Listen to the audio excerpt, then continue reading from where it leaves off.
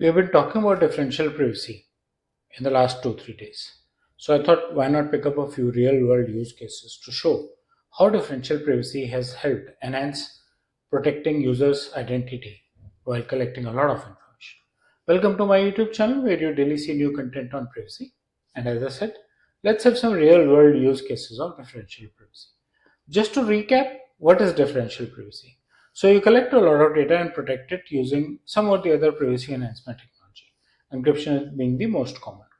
And if you pick up a research data which you have to send it to a group, the importance is of the result of the research in the group, not of the individuals.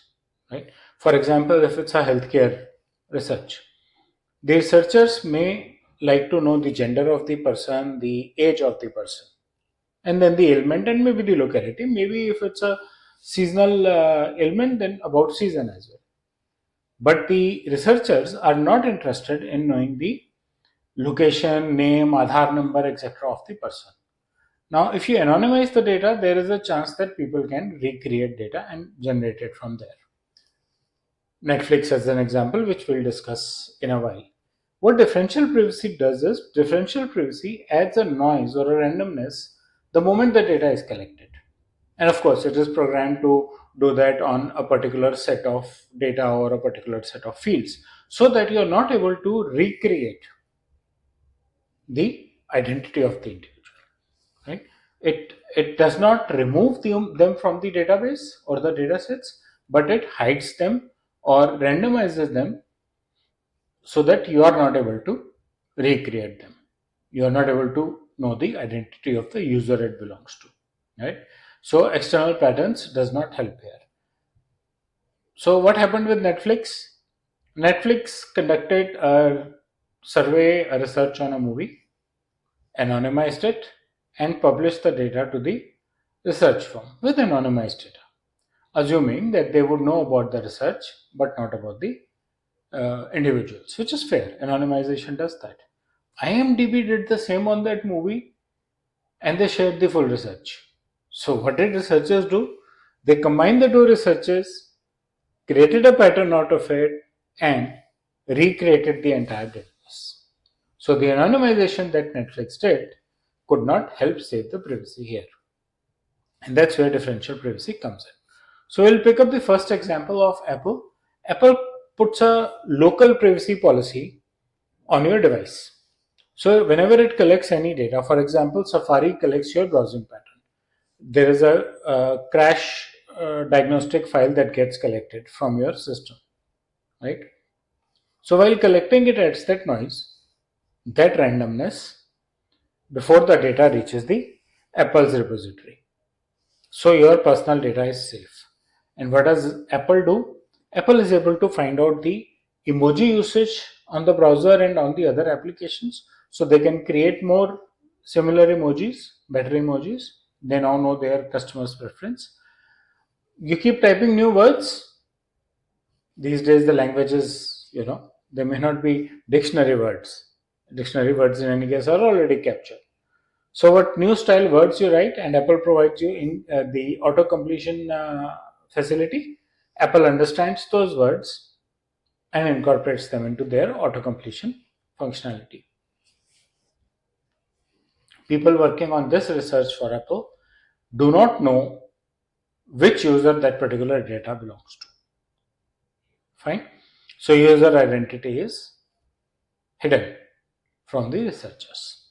Then comes Google. Google also captures a lot of data and they also implement differential privacy. How does that help?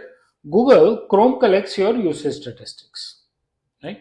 And Maps collects your traffic trends. They go to Google, but your identity does not get exposed.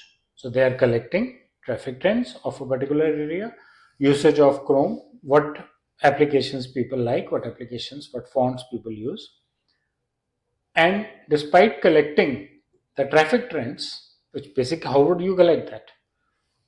When someone is moving from A place to B place at this time on this weekday, what is the kind of traffic? And then you will make a trend out of it, right?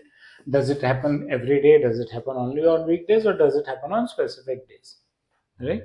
Maybe festivals or something. So you can create a trend out of it. Such people can do, but they do not expose. The differential privacy does not expose the location and the individual information.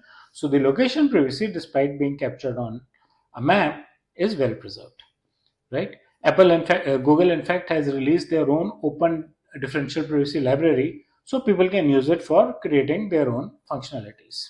So this helps them protect Android, Chrome, and Maps. Then comes US Census Bureau, and they introduced this in 2020 census. They also added mathematical noise of differential privacy. Household level information was kept very, very safely, and it prevented the reverse engineering of the data. Once the reverse engineering of the data got protected, no one could identify the identity of the person. So, what did it help? You don't know the race and age of the individuals.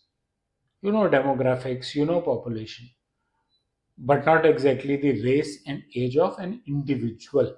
So, you can say in this colony, how many people belong to an age group of 50 to 55? You'll get the number. Who are they? You won't get the detail. You won't know who lives alone because that could be a safety thing, right? So you might get anonymized information, differential privacy protected, that you don't know the individual who lives alone or where do the vulnerable groups live. So there is no risk. In India, we of course are still waiting for the finalization of DPDP Act 2023 that does encourage privacy by design, that does encourage keeping data private. That is the target of it. Differential privacy will give the competitive advantage to people who will implement it at the earliest stage. And we feel that things like healthcare applications, Aadhaar usage stats, which is used by many applications, almost all of them, they do KYC. Fintech organization, edtech organizations should start thinking about implementing differential privacy as soon as possible so that they get the competitive advantage of taking care of their customers' personal data more efficiently than anyone else. So that's about the three critical examples of usage of differential privacy. I hope you like the content of the video. Please press the bell and the like icon, subscribe to my channel, and share your feedback in the comment section. Thank you.